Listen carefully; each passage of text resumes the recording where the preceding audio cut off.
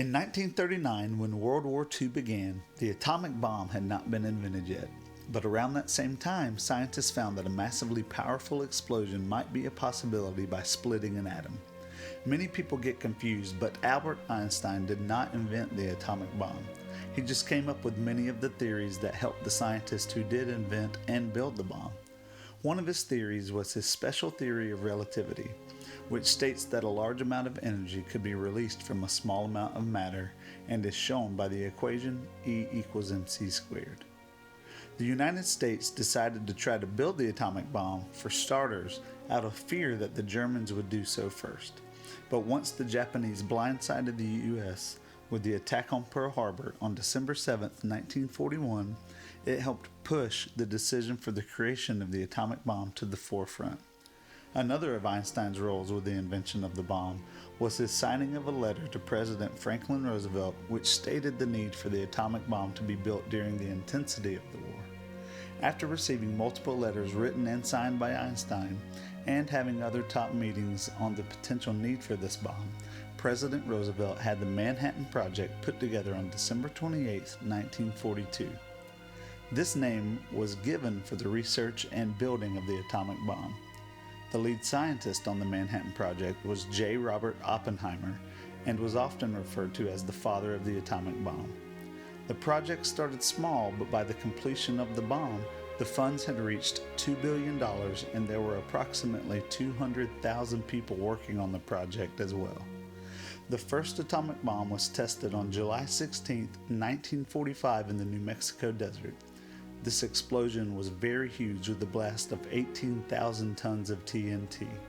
Scientists estimated that the temperature at the center of the explosion was 3 times hotter than at the center of the sun. Upon completion of the atomic bomb on July 16, 1945, it was said that the scientists were very happy of their success with creating and building the bomb, but that they were also terrified and sad because the atomic bomb would change the world and had the potential to cause mass death and destruction.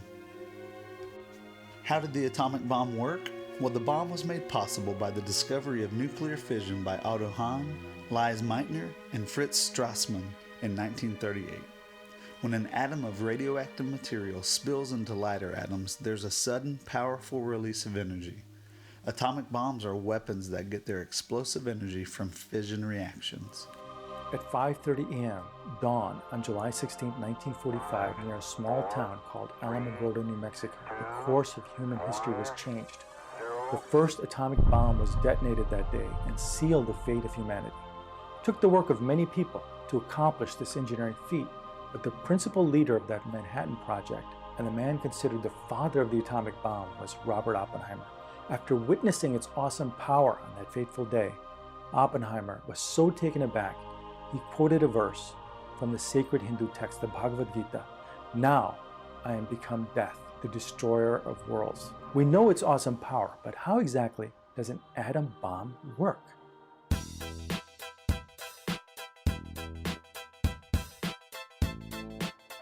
An atom bomb works on the principle that when you break up a nucleus of an atom, a large amount of energy is released. Why? Because it takes a large amount of energy to keep the nucleus bound together. When you split it apart, the energy is released. The analogy is like a stack of bowling pins. When you hit it with a bowling ball, all the energy that you used in stacking them is released. You can think of the nucleus of an atom being similarly stacked together. Physics purists may ding me for this analogy, but for the purposes of simplification, this is a good way to think of it. Scientists chose the biggest, heaviest nucleus that is found in nature to be the best candidate for splitting: uranium. Uranium is unique in that one of its isotopes is the only naturally occurring element on Earth that is capable of sustaining a nuclear fission reaction. A uranium atom has 92 protons and 146 neutrons. Together, they give it an atomic mass of 238, or U-238. A very small portion of uranium, when it is mined, is in the form of an isotope, U-235. This isotope has the same 92 protons, but only 142 neutrons, or 3 fewer than U-238. U-235 is highly unstable, which makes it highly fissionable or splittable. When uranium U-235 is slammed by a neutron, becomes uranium-236. U-236 is so unstable that it almost immediately splits into two more stable atoms, krypton and barium. In the process of splitting and creating two more stable atoms, a whole bunch of energy is released, along with three more neutrons. These three neutrons fly out and slam more U-235 atoms, and thus a chain reaction occurs, causing more and more U-235 to be split and ultimately causes a huge explosion. So what's the big deal? Why don't more countries have the bomb? Well, the problem is that natural uranium contains only 0.7% of this U-235 isotope, and a whole bunch of it is needed to make even one atomic bomb. So mined natural uranium has to be enriched to get U-235. Sometimes this enrichment is done by turning it into a gas and letting the lighter gas flow through a one-way barrier so that it rises to the top, because U-235, as you might guess, is lighter than U-238. Another engineering challenge is to create a vessel with the correct shape and material to contain the neutrons after fissioning so that they do not escape but rather cause more atoms to fission. And it is lined with a special mirror so as to force neutrons back into the fissionable material rather than escape the vessel. Then the correct amount of fissionable material has to be placed inside this vessel. This is called a supercritical mass. There has to be enough mass to sustain an uncontrollable chain reaction, resulting in an explosion. And finally, the supercritical mass has to be kept apart until you're ready for an explosion. Otherwise, an explosion can occur when you don't want it. The reason is because these isotopes are unstable and are throwing off neutrons randomly. So the mass has to be kept apart so that it is subcritical until ready to be exploded. In an atom bomb, two subcritical masses are slammed together, usually with a conventional bomb contained inside the outer bomb. This conventional explosive charge inside the container initiates the chain reaction to produce your typical mushroom cloud. And where exactly does all that energy come from? It comes from Einstein's famous equation, E equals mc squared. The mass of the material left over from the nuclear bomb is slightly less than before the explosion, only about 0.1% less. And that 0.1% is what causes that huge explosion. Imagine how big that explosion would be if all the mass, 100%, was converted to energy. We need to thank our lucky stars that although the concept of an atom bomb is simple, the process of actually creating a bomb is not so simple. By the time the atomic bomb was ready to be used, the Nazis had already surrendered on May 7, 1945, but the Japanese refused to do the same in the Pacific. The first atomic bomb was to be dropped in Hiroshima, Japan, which was chosen because it was a very large port city with an army base and had not been damaged very much by earlier bombings or fighting due to the war. This location would also show the power and devastation of the atomic bomb. The first bomb was called Little Boy, and it used uranium. The bomb was over 10 feet long and weighed in at approximately 10,000 pounds. It was dropped from a B-29 aircraft named the Enola Gay and was piloted by Colonel Paul W. Tibbets on August 6, 1945. As the bomb dropped, it was slowed by a small parachute on the bomb in order to give the airplane time to fly away from the blast zone. Little Boy exploded approximately 1,900 feet above the city with a force of more than 15,000 tons of TNT and blowing radiation all over the atmosphere.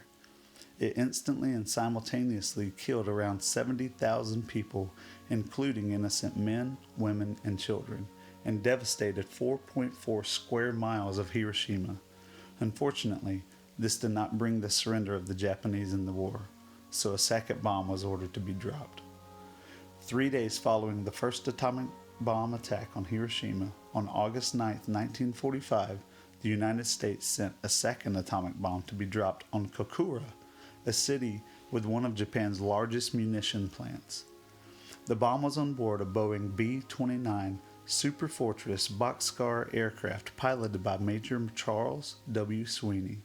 The pilot had to head for a secondary location, Nagasaki, due to the smoke from recent firebombing air raids filling the sky, which made visibility near impossible for him. The second atomic bomb was named Fat Man and was made of plutonium, even more powerful than uranium. It exploded approximately 1,650 feet above the city with a blast of 21,000 tons of TNT, again blowing radiation all over the atmosphere. The explosion instantly killed around 40,000 people, again including innocent men, women, and children, with a blast radius of 1 mile, and destroyed 40% of Nagasaki's infrastructure. The following day, the Japanese began negotiations of their surrender and finally surrendered, thus ending World War II on September 2, 1945. Approximately 200,000 people died in the bombings and their immediate aftermath, mainly from the explosive blast, the firestorm it sparked, and from acute radiation poisoning. The effects of the atomic bombs would be felt immediately and for years to come. Due to the massive amount of radiation exposure, survivors had been diagnosed with cancer, began developing tumors, and having cysts grow on their body. These effects would not only happen to those who were directly involved with the blasts, but are still affecting the offspring of the survivors, born with abnormalities, deformed bone structure, prenatal blindness or deafness, stunted brain growth, and heart and lung problems were just a few of the prominent effects observed in the subsequent generations. The surrounding environment would also be badly impacted and still hurting today. Luckily, there has been no massive nuclear war to date. As this video has looked at the history and physics behind the power of the atomic bomb, it brings into question of why any one country feels the need to harness a weapon capable of such nuclear disaster. Physics is awesome, but as we have seen, it is deathly terrifying at the same time.